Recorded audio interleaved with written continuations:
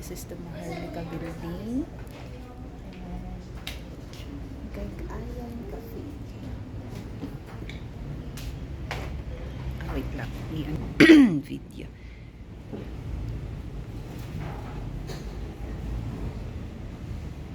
And then meron silang mga benta dito. Pwede ka magpaluto ng pansit canton, ganun. And ito yung kanilang menu. Simple cafe lang siya. Homestay. Very homey. Home style. Tapos, pwede ka magsulat-sulat dyan ng mga hinaing mo sa buhay. Yan. Kapag nag-emote ka, sulat mo lang dyan. And then, yan yung kanyang indoor.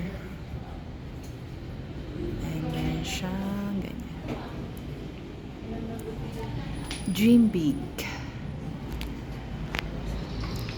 Yan yung table area. Dining area. Parang nasa bahay ka lang. Tapos, ito yung highlight pag ganitong oras na. Yan. Overlooking the Session Road. Oh, and ito yung food natin. Oh, very nice.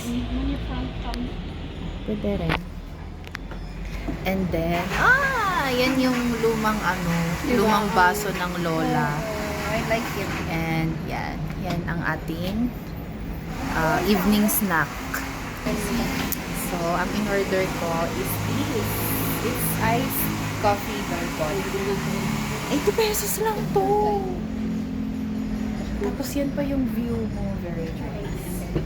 Tapos, yung graham natin, it's 40 pesos. So, for a total of 120 pesos, meron na tayong snack. So, bago tayo umuwi, chill lang tayo dito sa Cagayan Cafe. So, let's enjoy our evening snack. Bye! Please like and subscribe. Crazy May TV. Yeah.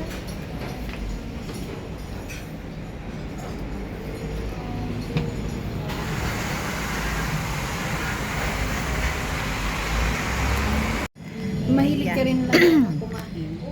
Kaya nga. Yan. That's our iced dalgona coffee with our grahams. And of course, with our nostalgic mug. O, diba?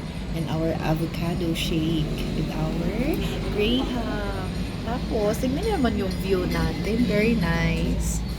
Okay. Bye!